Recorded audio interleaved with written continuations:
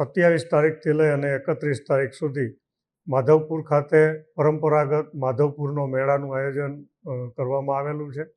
આપણે સૌ જાણીએ છીએ કે ભગવાન શ્રી કૃષ્ણ અને રૂકમણીના વિવાહ માધવપુર મુકામે થયેલા અને ત્યારથી આ પરંપરાગત મેળો વર્ષોથી અહીંયા ઉજવાય છે.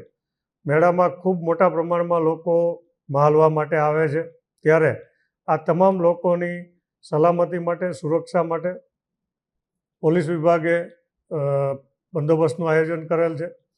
ખાસ કરીને બંદોબસ્ત ડિપ્લોયમેન્ટની વાત કરીએ તો આની અંદર અમે 7 ડીવાયએસપી, 18 પીઆઈ, 78 પીએસઆઈ, 763 પોલીસના જવાનો, હોમગાર્ડ જીઆરડીના 535 અને ટ્રાફિક મેનેજમેન્ટ માટે 57, આમ કુલ 1458 અધિકારી અને માણસોનું ડિપ્લોયમેન્ટ કરેલ છે. કુલ 8 ઝોનની અંદર આ સમગ્ર બંદોબસ્ત છે એને વહેંચવામાં આવેલ છે. આ ઉપરાંત રાઉન્ડ ધ ક્લોક મેળા ઉપર નજર રાખવા માટે 140 જેટલા સીસીટીવી કેમેરા પણ લગાડવામાં આવેલા છે, જેનું પણ પોલીસ કંટ્રોલ રૂમ દ્વારા સતત મોનિટરિંગ કરવામાં આવશે. ખાસ કરીને મેળામાં આવતા મહિલાઓની સલામતી માટે અમારી 3 સી ટીમ છે એ સતત ખડે પગે ખાનગી કપડાની અંદર રહેવાની છે. આ ઉપરાંત પિક પોકેટિંગ કે અન્ય આવારા તત્વો ઉપર નજર રાખવા માટે અમારી 3 સર્વેલન્સની ટીમો પણ સતત મેળાની અંદર હાજર રહેશે. ખાસ કરીને સમગ્ર મેળા ઉપર નજર રાખવા માટે અલગ અલગ વોચ ટાવર્સ પણ રાખવામાં આવેલા છે અને પાર્કિંગ ઉપર પણ પૂરતા પ્રમાણમાં પોલીસનો બંદોબસ્ત રાખવામાં આવેલ છે.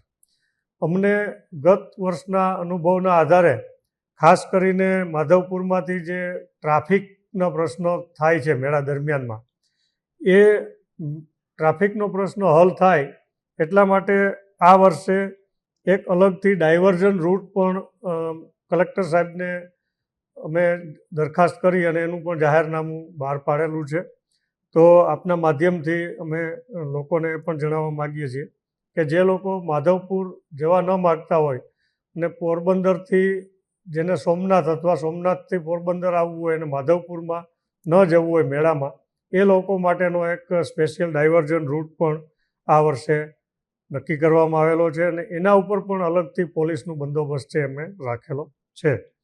તો આ જે ડાયવર્ઝન રૂટ છે એની વાત કરીએ તો મોચા ગામથી કળશ, બગસરા, ઘોડાદર, સરમા, સામરડા, મેખડી, વાડલા ફાટક થઈ આજક અને આંત્રોલી હાઈવે ઉપર આ ડાયવર્ઝન રૂટ છે અમે આપેલો છે. ગૂગલ મેપ ઉપર પણ અમે પ્રયત્ન કરીએ છીએ કે આ ડાયવર્ઝન છે એ બતાવે, જેથી બહારના લોકોને પણ ગૂગલમાં જ્યારે સર્ચ કરે તો આ ડાયવર્ઝન છે એ યોગ્ય રીતે બતાવે.